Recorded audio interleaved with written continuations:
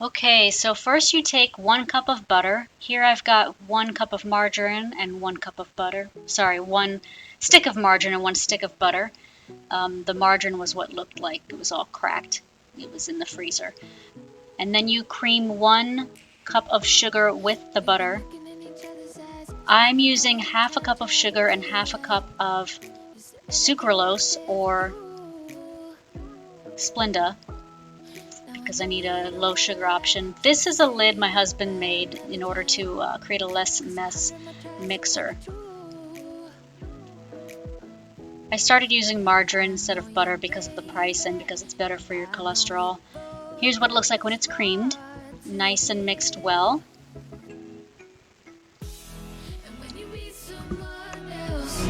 If they mean that much, I hope you follow.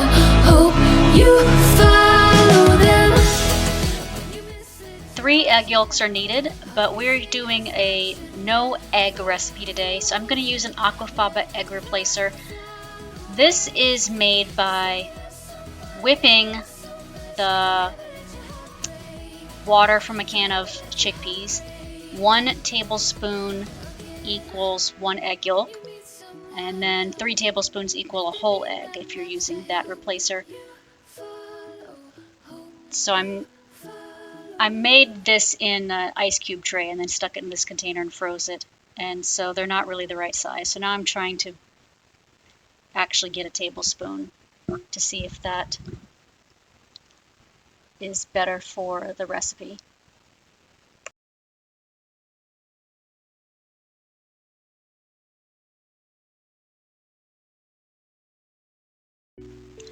Now we're putting in 1½ teaspoons of vanilla extract.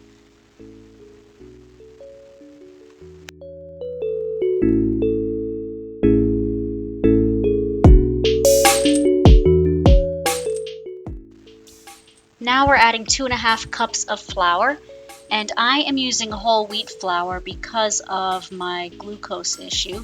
I need to eat less sugar than the average person.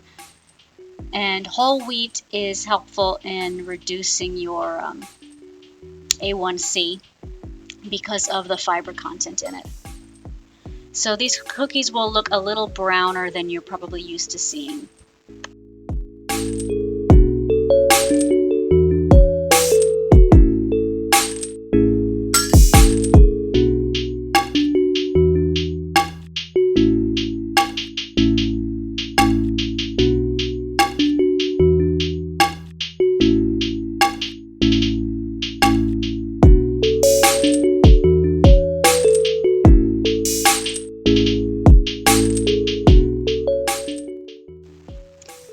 You want to blend this pretty well on medium or high, or honestly both. I don't think it matters that much as long as you don't over beat it. That can make the cookies kind of flat.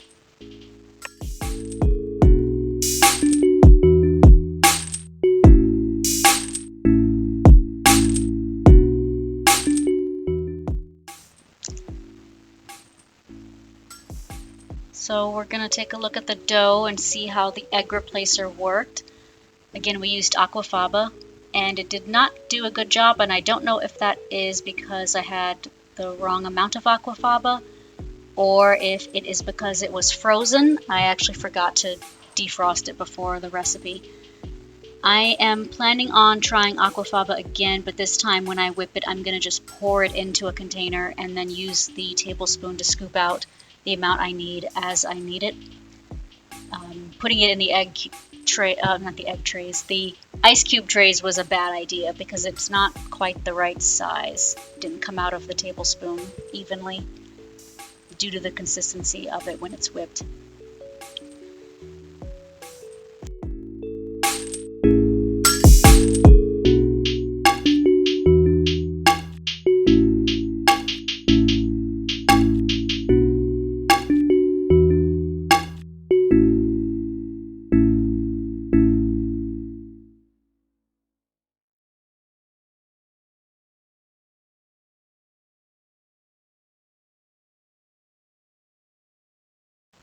So we're going to try a different egg replacer recipe.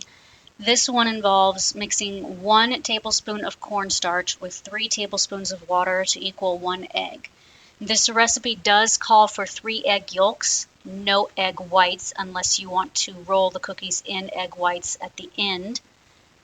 So I'm just going to throw in what would be 1 whole egg, hoping that that makes it wet enough that it's the proper consistency for the dough. 3 tablespoons of water to 1 tablespoon of cornstarch. And then whisk it together.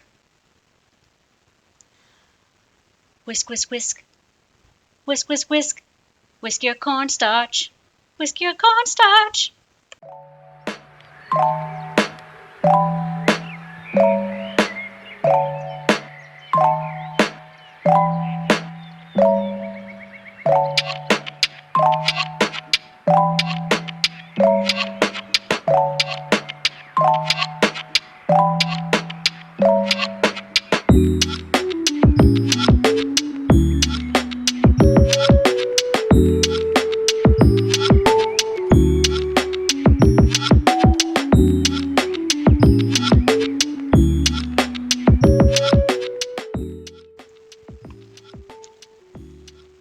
So here's the finished dough with a random number of aquafaba cubes and 1 egg of cornstarch.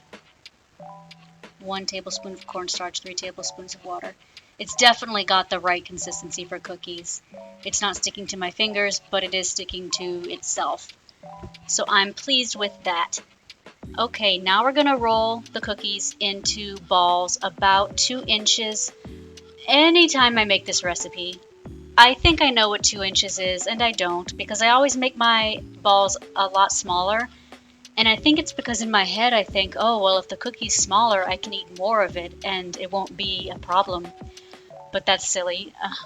So make them whatever size. I usually end up with 2 dozen, pretty much almost exactly, when I'm finished with this recipe.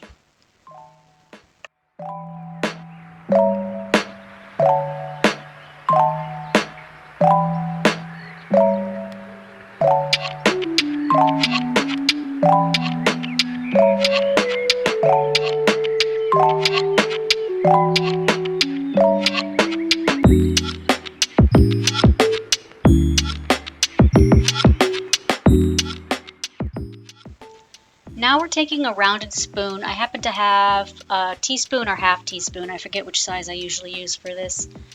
And we're indenting the cookies so that we can make a place for the jelly to sit.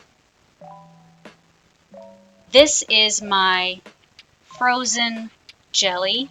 I make my own jam because I prefer it to be sugar-free, and the sugar-free stuff at the store just tastes awful. So I made this with allulose, which I can't use again in the future because it does bad things to my digestive system.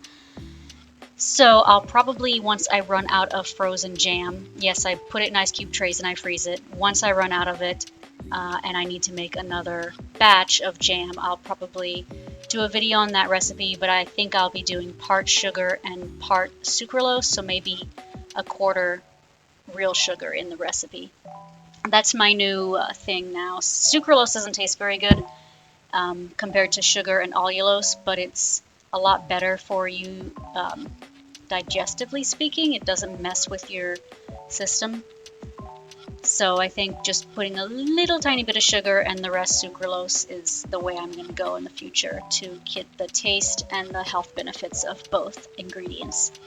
So I'm doing my second batch of cookies here, rolling everything up into balls that are sort of 2 inches in diameter. And then I'm going to indent those and put in more jam.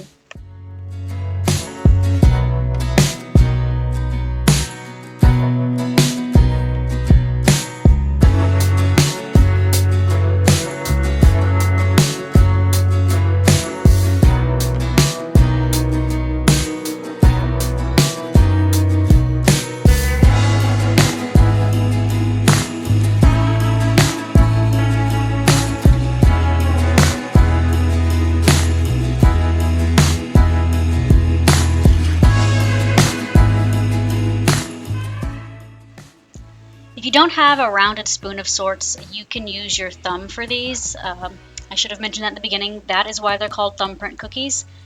They are a very old cookie, possibly Italian. I saw them a lot at the St. Joseph's altar at school, and that's where I first fell in love with them. But you use your thumb really to make the indentation. I use the rounded spoon because my husband happened to have these round tablespoon sets, and I thought it looked prettier than my ugly, tiny little thumb.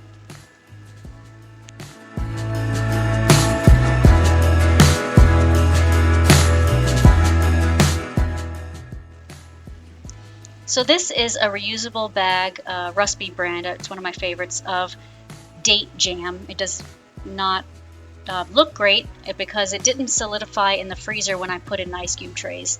So it's just kind of a cold mush that I keep in the freezer because it does keep the bacteria away, so it should last a really long time.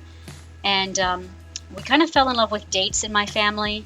We bought them at an Arizona State University sale, and we kind of devoured them and then kept buying them when they were on sale at the grocery store. And I said, "Oh, I need to make date jam. That sounds great." And I did, except it doesn't really turn into jam. It just sort of turns into a fruit compote, might be the right term. But it's really good in any way with like peanut butter sandwiches and cookies and everything.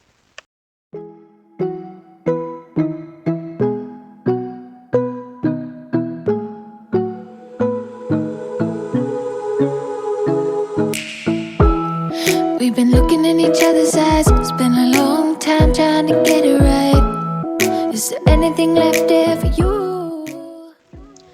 Bake the cookies at 400 degrees for 11 to 12 minutes. This recipe I did exactly 11 minutes. Adjust for high altitude if necessary. I know we both have much more to give. And when you meet someone else, and if they mean that much, I hope. Here's what the raspberry jam cookies look like when they're finished in the oven and they're cooled. Here's the date ones. The date jam does not seem to harden in the oven the way the raspberry does, and I'm guessing that's because there's less water in that jam mix that I made, which could be why it didn't freeze as well. So the raspberry ones, when you open them up, they are cooked all the way through. They're a little darker on the inside, and that could be because of the lack of eggs, but it wasn't raw dough. It was all the way cooked for sure, and it was delicious.